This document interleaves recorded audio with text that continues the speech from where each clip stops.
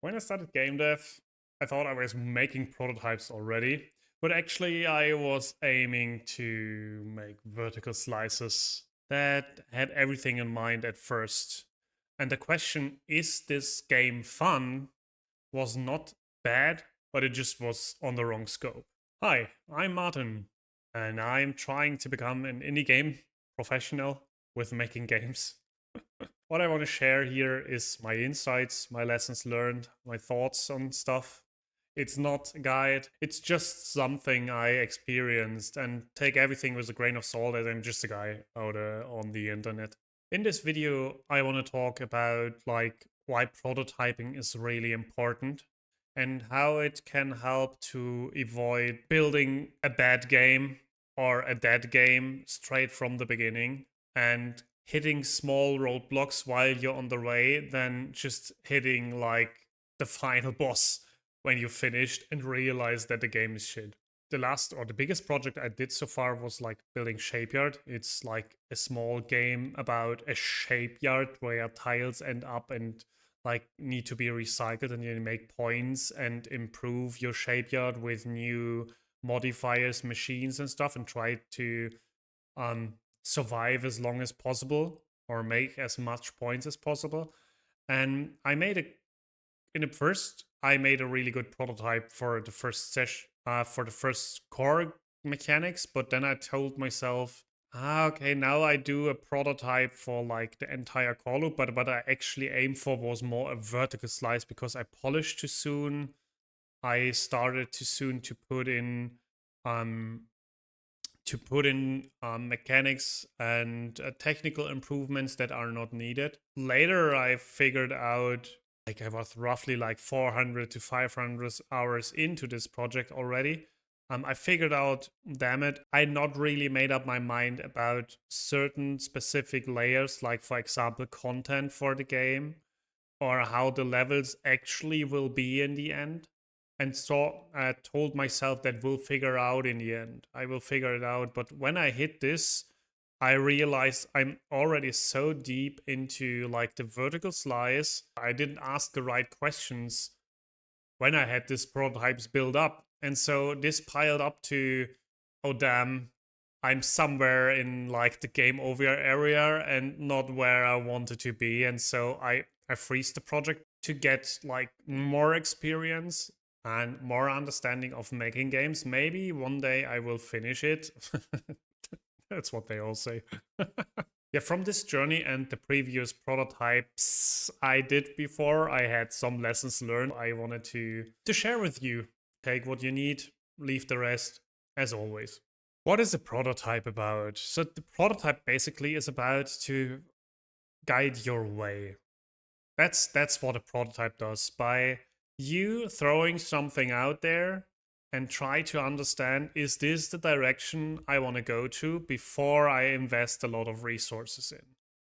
And this is basically helps you to get to a spot with your game or with my game where I want to be. And it's an iterative approach. So you ain't, if you maybe ain't needed because you exactly know where to go, then it's fine. You don't have to do it. But for me, like, that's not the way.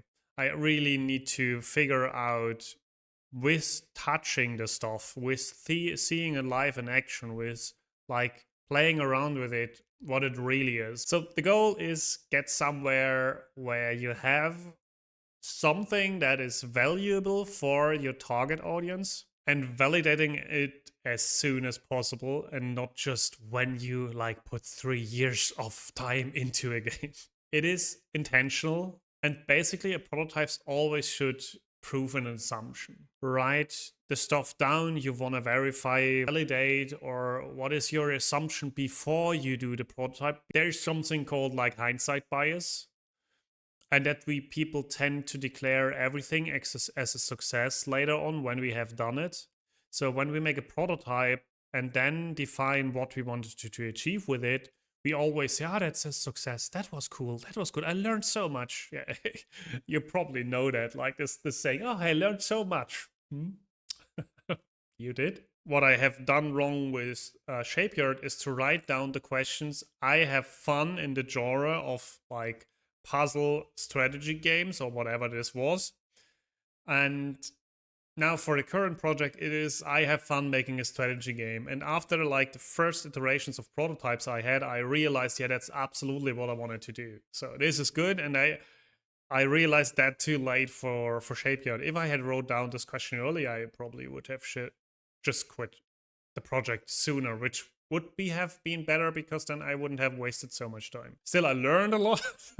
Other assumption was deck building and strategy board game work well together. That's for my current project. And for me, it was like, yes, maybe for someone else, but I didn't got a prototype running where this was really the case. So I tried deck building combined with like this board approach, and then it was always like, yeah, okay, the luck in a strategy game, I feel it really frustrating. So for me, it was like, it's rather not a direction I really like. So just an example for you.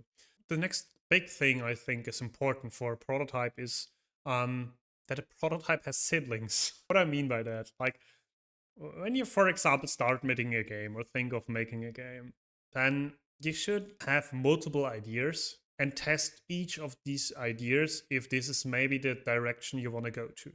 With just a quick prototype, what this prototypes in terms of scope mean, we come to that later. But like, yeah, the same is like if you have fixed set your goal on I want to do this idea, then test multiple prototypes for this idea how it could play out.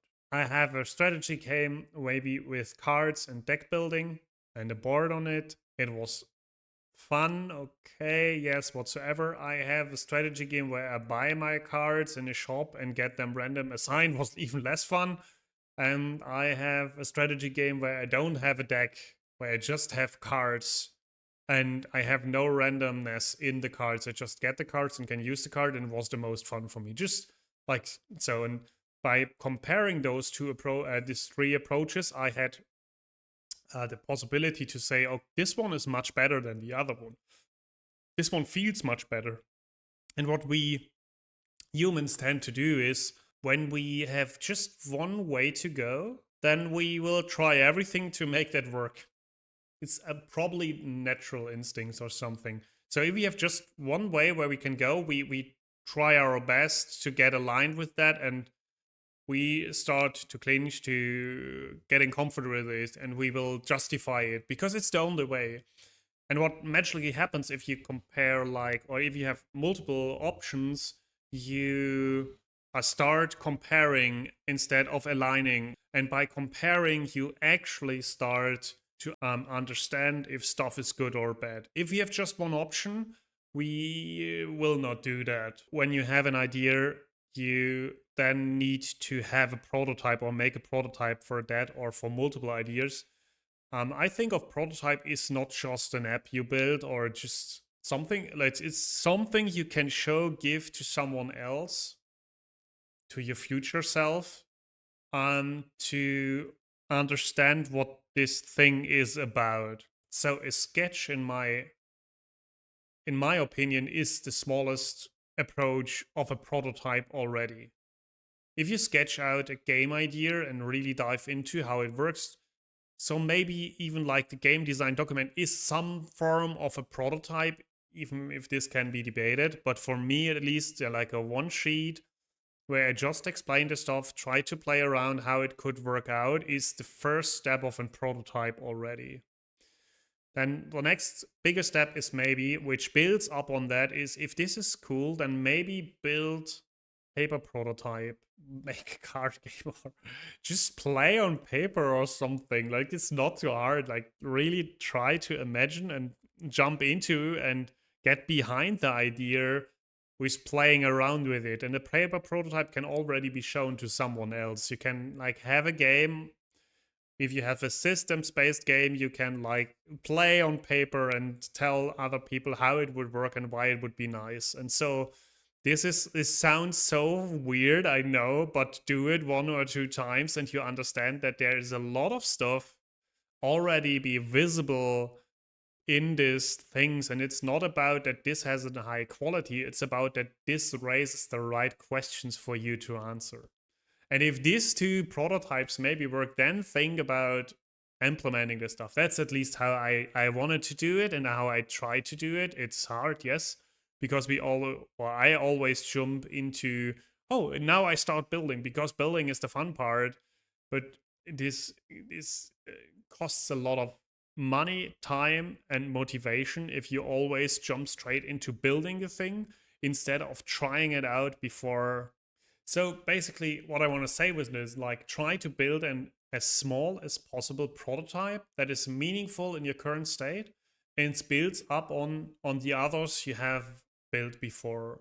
So next big thing, or one of the most important parts, which I completely do wrong with Shapeyards, is like the separations of concerns for prototypes. What do I mean by that? When we speak about prototypes, it's often perceived as that we have this one thing which is our prototype for the game. But this is like, in my perception now, this is like not a good approach. And it comes to because we, as I said before, when I talk about Shapeyard, I said, like, Aicha, is this game fun? This is such a big question I cannot answer. The better approach, in my opinion, is like to separate things in different prototypes and ask different questions for each prototype. For example, let's say we have a gameplay prototype. This actually consists of multiple smaller prototypes. How I play cards, for example, how the deck building works, how the combat works, and each of those can be seen as a single prototype as well. If it makes sense, test them together. But if, for example, in the game I'm doing right now, this is a turn-based strategy game, you can test the combat system without having all of the other stuff. And it should be fun on its own. If it's not fun on its own, then yeah, could be good enough. Yeah, but if you want to say, for example, I want to have an Ozymandias-like game where is more action involved and where the player has more meaningful decisions on the board and not just a spreadsheet approach, then maybe I should invest time in figuring out how combat can be more actionful and be fun. So this should be somewhat an own prototype in my approach. And so by separating those stuff, I can figure out which parts work, which parts don't work, and then build bigger prototypes out of that. What I missed in Shapeyard is I didn't do a content prototype. So what I do now is I have a tech tree already set up, not for being integrated in the game, but for me to play around, understand, and show people what they think of this tech tree and what they like and what they don't like about it. And so then I realized maybe, okay, unlocking system versus tech tree, yeah, unlocking didn't feel that well. It was cool, but it was not easy to communicate. People didn't get it fully, and it was not that fun. So tech tree is much more the better approach here, just because I laid those twos together, and then yeah, okay, so I have a content prototype already, and then from there I can combine them to a vertical slice. That's how I see it. So what I want to say is separate those prototypes as much as you can and only keep them together if they help out each other as solving or answering the assumption you have or the question you have. That's how I want to do it for myself. I always say you, but it's, it's talking about what I want to do differently. Each of those elements often should work on their own. They should not be too dependent on the other stuff.